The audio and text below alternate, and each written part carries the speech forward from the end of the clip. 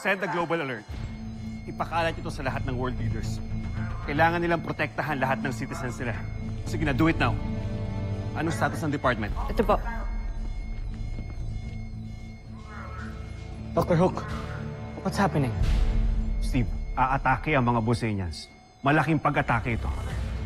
Now, I'm putting the fleet on standby. Nakausap ko na rin ang United Nations at ang Earth Defense Force. Kaya may makatutulong na si Voltes 5 sa pagdepensa. Dr. Hook, hindi pa rin ho kami mabubuo ngayon. Nasa medbay pa rin po si Jamie.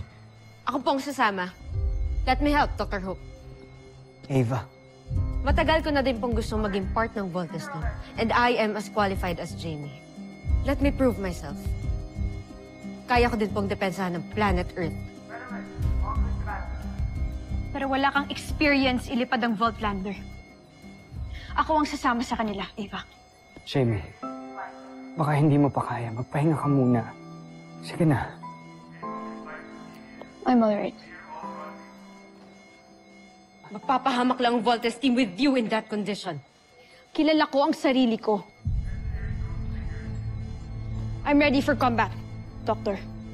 Jamie, you're still weak. Tama sila. No, Doctor. Wala pong weak na Robinson. Kilala ko rin po ang sarili ko at alam ko pong kaya ko pong lumaban. I trust you, Jamie. Sige na. Magpunta na kayo sa inyong launch conveyors. Move it! Yes, Yes, Doctor. Doctor. Dr. Hook, hahayaan niyo lang po ba si Jamie? Kahit ganyan ang kondisyon niya, makikipaglaban siya? Her heart is in good condition, pati na ang isip niya. So I don't see any reason para hindi siya makalaban. And besides, she's right. She's a Robinson. Sergeant Major! Yes, Doctor.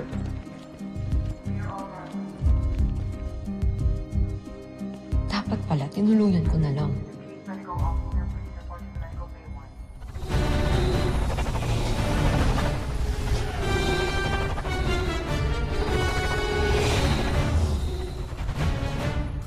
Simula na ng pag-angkin natin sa planetang Pera-Air 2.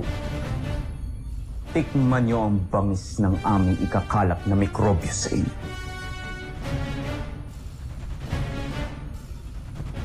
Umpisahan ang ating pagsalakay.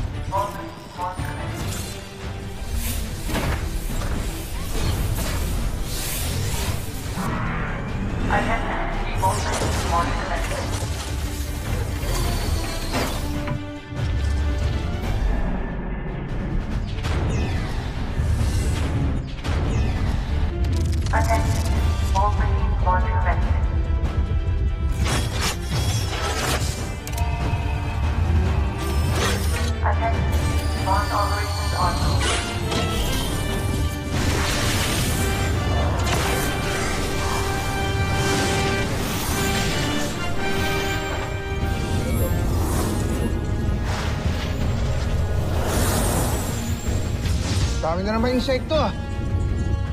Team, get ready to engage. You know what I'm going to say. Commit! Commit!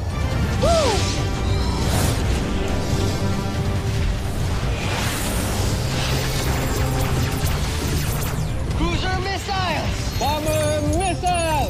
Panzer knuckle! Frigate rocket! Under missile!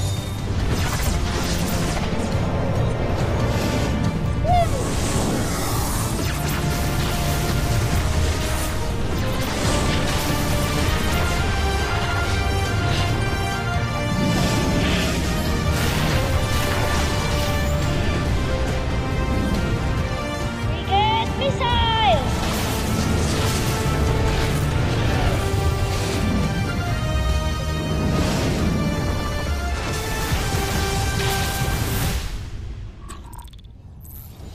Anong nangyari?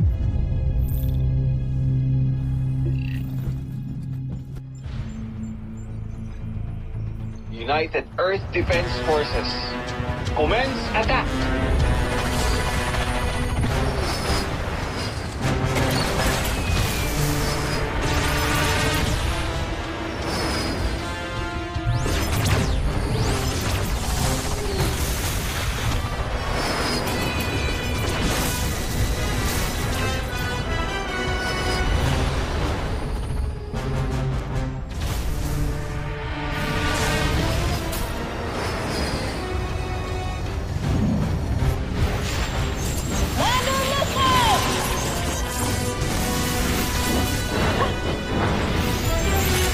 Jamie!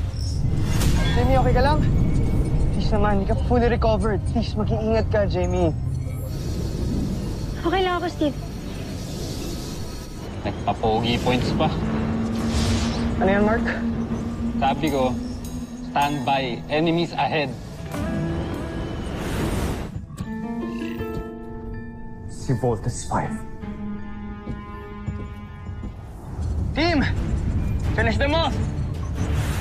Frigate! Rocket! Panzer Missile!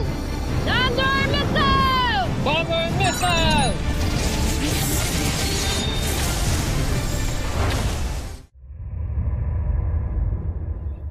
Hindi maaari. Pero sigurado magtatagumpay pa rin naman tayo, hindi ba? Dahil kahit bumagsak ang ating mga sasakyang panghimpapawid, dala nito ang mikrobyo na magkakalat sa mundo. Tama ba, Draco? Zandra! Bakit kayo hindi makasagot? Joffrey,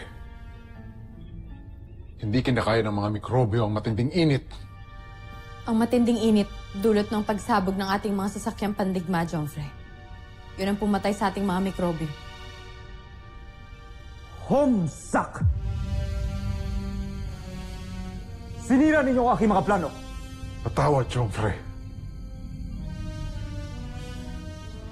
Ngunit, pinagtataka ko lamang. Bakit tila alam ng mga taga-Terra Air 2 ang pagsalakay ng ating mga sasakyang pagdigma? Yun din ang kanina ko pa naiisip, Joffrey. Parang tilay, alam nila ang mga plano natin. Sir, may incoming transmission. Hindi na ako magpapaligoy-ligoy pa.